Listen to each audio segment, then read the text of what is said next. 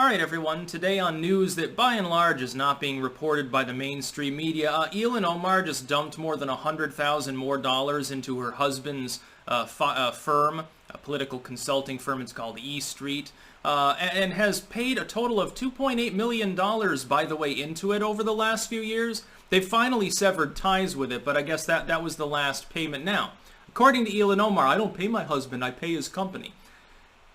Why is there no ethics probe involved with this particular situation? Ilhan Omar essentially committed adultery, cheated on her husband with Tim Mynett, who was, again, a political consultant working at this firm, owning this firm. Gets with Tim Mynett, I guess has married him now, and then continues to pay him money through his company. Wouldn't that be essentially money laundering after a fashion? He's drawing a salary from the company.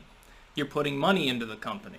He's your husband while you're an elected official using that particular money to pay into the company. Through again, a campaign. What you do is you're raising money. As part of the election, you're dumping it into this firm, but you've got a family member owning the firm. They're drawing money from that firm. You are essentially paying yourself public money under the table.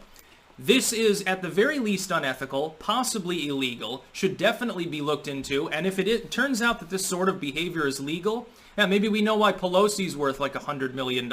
Maybe we should probably close that loophole and prevent members of Congress from paying firms on which their family members are working. Can you imagine if Trump were to do this with election bid money? Oh yeah, I paid Trump Incorporated a huge amount of money. In fact, I believe, if I remember correctly, despite severing himself completely from his own technical holdings, I believe we had a national debate over whether it was okay for Trump to put up dignitaries at Trump hotels. I believe that's definitely, I believe that it was considered a possible form of pay-to-play. I believe that the term was embezzlement. I believe that there were a lot of people pissed off at the time, and Trump, by and large, I think backed off of that, figured it was a bad idea strategically. So why is there no probe of this particular member of Congress paying almost $3 million in campaign donations, which are not supposed to be used for personal things by the individual as though it's technically their money at all? It's governed by certain election laws.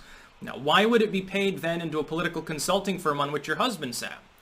I would suppose what the law should entail is that either the person that you're related to would have to stand down from their position, sell the business, or at least not be managing it, or that you wouldn't be able to put any money other than strictly your own into the political consulting. You'd have to buy it on your own. That shouldn't be done. Again, I don't know if there's an ongoing probe as to the possibly criminal nature of this particular act. And Ilhan Omar is definitely an opportunist. You can tell it. It's fairly easy to tell. She's a grifter. She's not politically talented in the general sense. She's a cutthroat. She reminds me a little bit of Hillary Clinton, actually. Massively corrupt. Puts on a pretty face, though, for the cameras, basically, and manages to skate based on the hyper-politicized climate. Hillary used to do this. If she was confronted with something that was inconvenient and questioned by the media, which handled the Clintons with kid gloves, and she would always ream them and pretend they were being mean, she'd blame a vast right-wing conspiracy. Oh, yeah, my husband didn't rape anyone. That's a vast right-wing conspiracy. Travelgate, Filegate, cattle futures, I think, were a thing that Hillary was involved in. That's all right-wing conspiracy nonsense. Ilhan Omar does this. Oh, all these far-right white males, they just can't stand the fact that a woman of color is doing well, and she wags her finger and does the sassy thing to them, and basically does what AOC and Tlaib and all these other moron losers do, which is they try to take the holier-than-thou approach. I'm a strong, empowered woman of color, so if you question me, you're a racist, sexist, evil, bigot, far-right winger. Don't you ever talk about those conspiracy theories. That's what she does. And that's to avoid having to answer hard questions like, hey, why is it that you're paying your husband's consulting firm almost $3 million of campaign cash? Why is that happening? Why is it that before you sever ties with them, you're dumping another $100,000+ again of public money that was sent into a re-election campaign for a position you're no longer under re-election for because you already won the election? Why are you still paying the firm? All right, but you already owed him money, but what were you paying them for, by the way, in the first place? Why is your husband the owner of this firm? Why not use a different political consulting firm where there's no conflict of interest? Do you even care about the appearance of a conflict of interest? Or is it basically like, hey, I've got mine, fuck you? How much of that $100,000 gets paid out to Tim Mynett, the owner of the company, the one running it, which is her husband? How much money did he particularly draw in that same period of time? Well, you can make a proportion. You can find out how much money, technically speaking, Ilhan Omar has siphoned out of that $2.8 million into her own coffers. Because, of course, if you get married, you're financial proxies. Is it $500,000? Maybe it's only a couple $100,000. I'm sure it's still fairly lucrative over the course of only a short year. That's quite a bit of money. I wish I could pay myself hundreds of thousands of dollars. I wish I could. I bet I'd be in jail if I tried to do something like that, probably. You'd be in jail. But you see, with people like Ilhan Omar, it's rules for thee, not for me.